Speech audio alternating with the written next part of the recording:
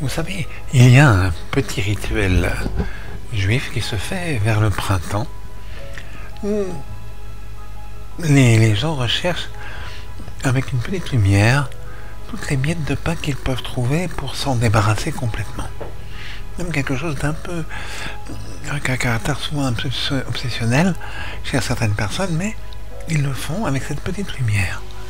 Eh bien, il y a deux enseignements qui sont très intéressants pour notre propre esprit. Premier enseignement, le plus simple et le plus connu, c'est que le pain qui se gonfle comme ça représente l'orgueil. Et les galettes qui sont toutes plates, elles représentent l'humilité. Et rechercher toutes les moindres parcelles d'orgueil, parce que vous savez, on est tous orgueilleux quelque part, on croit toujours qu'on a raison, que c'est nous qui avons le meilleur avis, etc. On n'écoute pas les autres quelquefois. Alors il y a plein de choses qui sont quelquefois où on croit qu'on fait du bien à d'autres, mais on le fait pour notre propre orgueil, par exemple. Alors toutes ces miettes de choses qui sont comme ça cachées dans le noir, eh bien elles doivent être recherchées avec cette petite lumière. Mais il y a un autre enseignement qui est plus kabbalistique. Et celui-là, il m'a paru intéressant.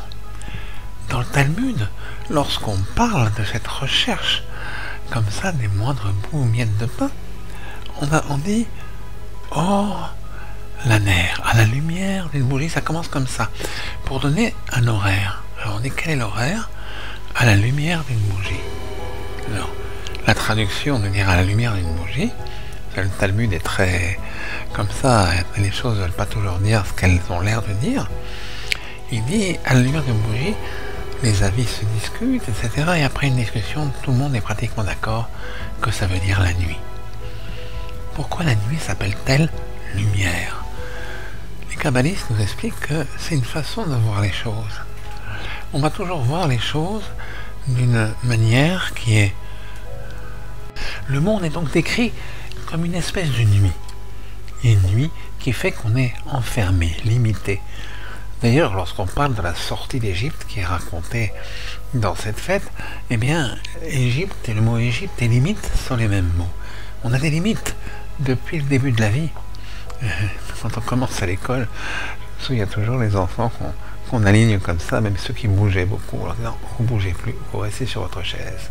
Puis après, les gens oublient complètement tout leur désir parce qu'ils cherchent à gagner de l'argent pour pouvoir manger, pour pouvoir vivre, pour pouvoir avoir des enfants, etc. Et il y a ça qui prend, ça limite. Ce sont des choses qui vont nous limiter, qui vont enlever de la lumière, parce qu'on n'est plus exactement dans le domaine de liberté où on était auparavant. On est dans un domaine de liberté qui est complètement limité.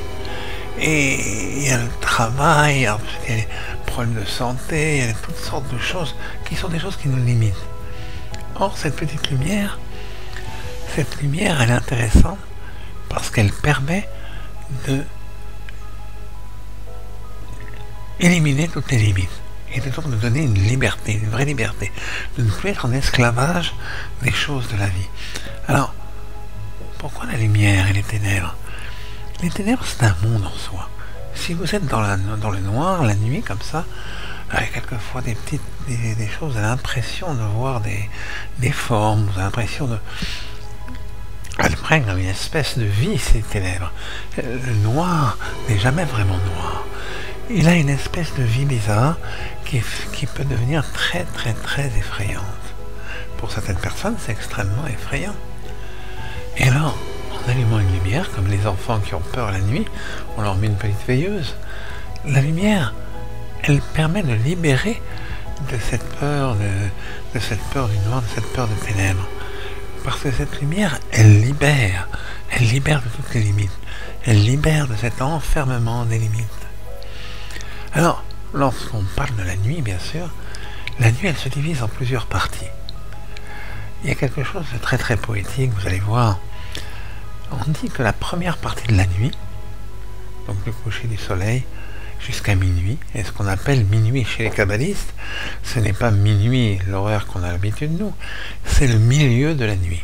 avec des horaires du milieu de la nuit, des fois c'est 0h30, des fois c'est 1h du matin, etc. Et ça s'appelle le milieu de la nuit depuis le début, le début de la nuit jusqu'à la fin de la nuit. Il y a un milieu de la nuit. Et ce milieu de la nuit est un moment très très important. Et après le milieu de la nuit, il y a quelque chose de magique. Il y a des forces qui sont positives qui viennent. Le moment le plus dangereux pour l'individu, pour tout le monde, c'est celui qui débute au coucher du soleil jusqu'à ce milieu de la nuit. Là, il peut y avoir des forces qui sont des forces négatives qui seront remplacées dès minuit, seront remplacées par des forces positives. On dit que le roi David, qui est très très mystique, qui est très porté sur les choses, les aspects mystiques de la vie, déposait une harpe, au-dessus de son lit. Et quand c'était le milieu de la nuit, il y avait un vent du nord qui soufflait, et il soufflait dans les cordes de la harpe, et faisait un genre de musique. Et là, il se levait, il se mettait à chanter, à écrire des poèmes, etc., à étudier des textes, je ne sais. Parce que c'est un moment très spécial, un moment très intéressant. On dit que là, à ce moment-là, il y a même des fils d'argent, l'argent, quand on parle des fils de bonté plutôt, des fils de bonté, des fils de grâce, on dit comme ça, des fils de grâce qui viennent et qui s'attachent entre nous et le ciel. Un moment très très propice à beaucoup beaucoup de choses.